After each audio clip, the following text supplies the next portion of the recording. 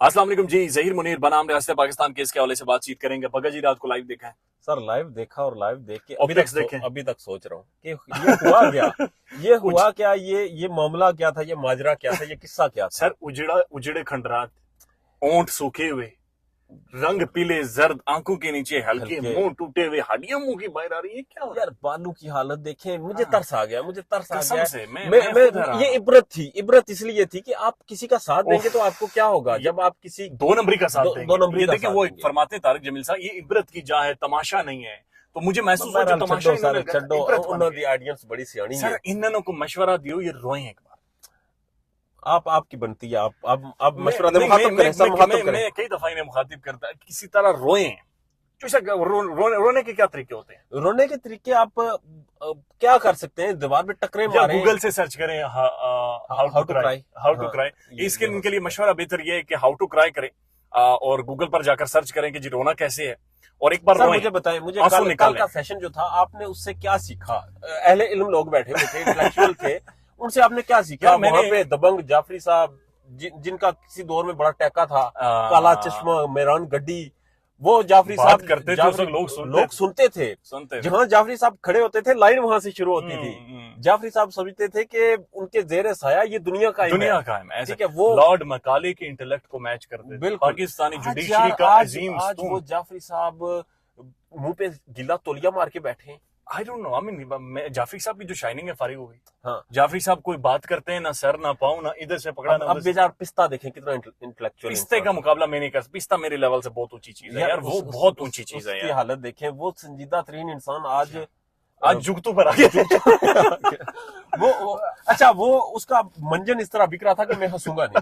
अब हंस रहा है, बाजियां मार रहा है। भाई वो हंस नहीं रहा है, अब वो हंसने की कोशिश कर रहा है। वो क्या सोच रहा है कि मैं किसी तरह से हंसूं, लेकिन वो हंस नहीं पा रहा। तो शाकिर आप बड़ा सियाना है, सादा चेहरा देख। देखिए, आपने पूछा मुझसे कि मैंने क्या सीखा। मैंने एक बात मुझे कल के सेशन में जाफरी साहब ने सिखाई, और उस बात का तर्जमा आप करें, या कम से कम ऑडियंस हमारी करे। जाफरी साहब ने कहा, ऑडियंस, हमारी जो लाइव सेशन की ऑडियंस है, वो ऑडियंस बहुत पढ़ी लिखी ऑडियंस है। ये इनको गालियां नहीं देती, ये हमें गालियां देती है। यानी ऑडियंस अगर गालियां भी देती है, हमें देती है। ये देखिए, कितना अंदाजा लगाएं कि इन बेचारों के पे वक्त कौन सा है। 5 लाख वो सब्सक्राइबर्स वाला चैनल था। यानी अगर एक चैनल पे 5 लाख सब्सक्राइबर हो तो उसका 1 मिलियन तो व्यूज आता है। यहाँ पे ये बेचारे चंद 100 लोग भी नहीं देखते। ऑडियंस इनकी भाग गई, क्रेडिबिलिटी इनकी गुम होते, ना सर ना पाऊं, ना इधर से पकड़ा ना। अब बेजार पिस्ता देखें कितना इंटेलेक्चुअल। पिस्ते का मुकाबला मैं नहीं कर, पिस्ता मेरे लेवल से बहुत ऊंची चीज है यार, वो बहुत ऊंची चीज है यार। हालत देखें, वो संजीदा तरीन इंसान आज जुगतू पर आ गया। वो उसका मंजन इस तरह बिक रहा था कि मैं हंसूंगा नहीं।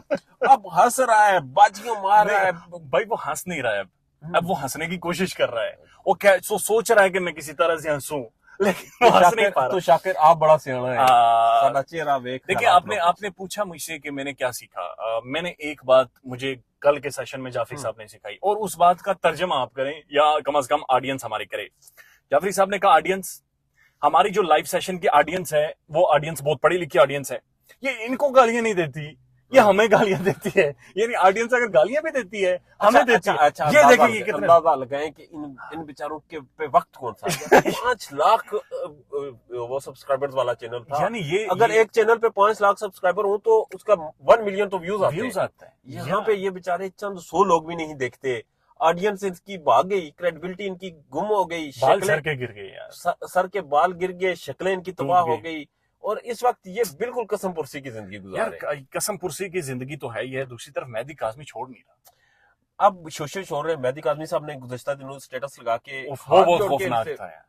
बताएं सर क्या? वो बहुत खौफनाक था यार। मेहदी काज़मी साहब ने वहां पर लिखा कि फेज 1 मुकम्मल हो चुका है, बच्ची मिल गई है।